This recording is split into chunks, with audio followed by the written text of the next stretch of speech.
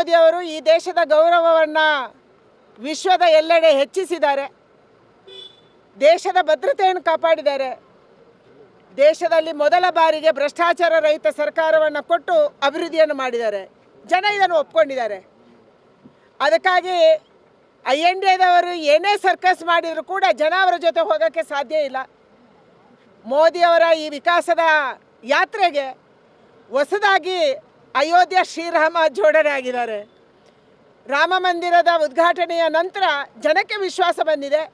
ಈ ದೇಶದಲ್ಲಿ ನಮ್ಮತನವನ್ನು ಕಾಪಾಡುವ ಶಕ್ತಿ ಇದ್ದರೆ, ನಮ್ಮ ಶ್ರದ್ಧೆಯನ್ನು, ನಮ್ಮ ದೇವಸ್ಥಾನವನ್ನು, ನಮ್ಮ ಮಠವನ್ನು, ನಮ್ಮ ಮಂದಿರವನ್ನು, ನಮ್ಮ ದೇಶವನ್ನು ಕಾಪಾಡುವ ಶಕ್ತಿ ಇದ್ದರೆ ಅದು ಕೇವಲ ಮೋದಿಗೆ ಅನ್ನುವಂಥ ಭಾವನೆ ಇವತ್ತು ಜನರಲ್ಲಿ ಬಂದಿದೆ.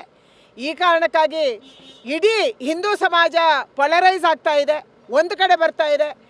ಈ ಒಂದು ಶಕ್ತಿಯ ವಿರುದ್ಧ ಸೆಣಸಾಡುವಂಥ ಶಕ್ತಿ ಇವತ್ತು ಯಾವುದೇ ಪಕ್ಷಕ್ಕೆ ಉಳ್ಕೊಂಡಿಲ್ಲ. ಅದಕ್ಕಾಗಿ ಎಲ್ಲ ಪಕ್ಷಗಳು ಕೂಡ ಮತ್ತೆ ಭಾರತೀಯ ಜನತಾ ಪಾರ್ಟಿಯ ಕಡೆಗೆ ನೋಡ್ತಾ ಇದ್ದಾರೆ. ಅವರು ಬರೋದಕ್ಕೆ ಎಲ್ಲರಿಗೂ ಕೂಡ ಸ್ವಾಗತ ಇದೆ. ಯಾಕೆಂದರೆ ಒಂದು ಕಾಲದಲ್ಲಿ ಎಲ್ಲರೂ ಕೂಡ ನಮ್ಮ ಜೊತೆ ಇದ್ದವರು. ಅದು JDU ಇರ್ಬೋದು, ಶಿವಸೇನೆಯ ಎಲ್ಲ ಗುಂಪುಗಳಿರ್ಬೋದು, ಬೇರೆ ಬೇರೆ ಪಾರ್ಟಿಗಳು ಕೂಡ ಭಾರತೀಯ ಜನತಾ ಪಾರ್ಟಿಯ ಜೊತೆಗೆ ಅಟಲ್ ಬಿಹಾರಿ ವಾಜಪೇಯಿ ಅವರ ಕಾಲದಿಂದ ಇದ್ದಂಥವರು. ಅವ್ರು ಮತ್ತೆ ಬರಬೇಕು, ಮತ್ತೆ ನಾವೆಲ್ಲರೂ ಒಟ್ಟಾಗಬೇಕು, ಒಂದಾಗಬೇಕು.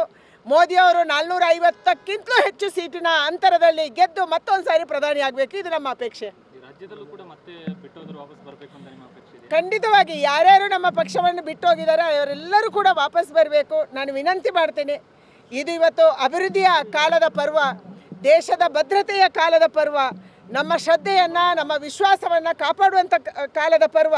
ನೀವೆಲ್ಲರೂ ಕೂಡ ಬೇರೆ ಬೇರೆ ಕಾರಣಕ್ಕೆ ಬೇಸತ್ತು, ಬೇಜಾರಾಗಿ ಬೇರೆ ಬೇರೆ ಕಾರಣಕ್ಕೆ ಹೋಗಿರ್ಬೋದು. ಮತ್ತೆ ಪಕ್ಷಕ್ಕೆ ವಾಪಸ್ ಬನ್ನಿ. ನಾವೆಲ್ಲರೂ ಒಟ್ಟು ಸೇರಿ ಈ ದೇಶವನ್ನು ಭದ್ರ ಮಾಡೋಣ.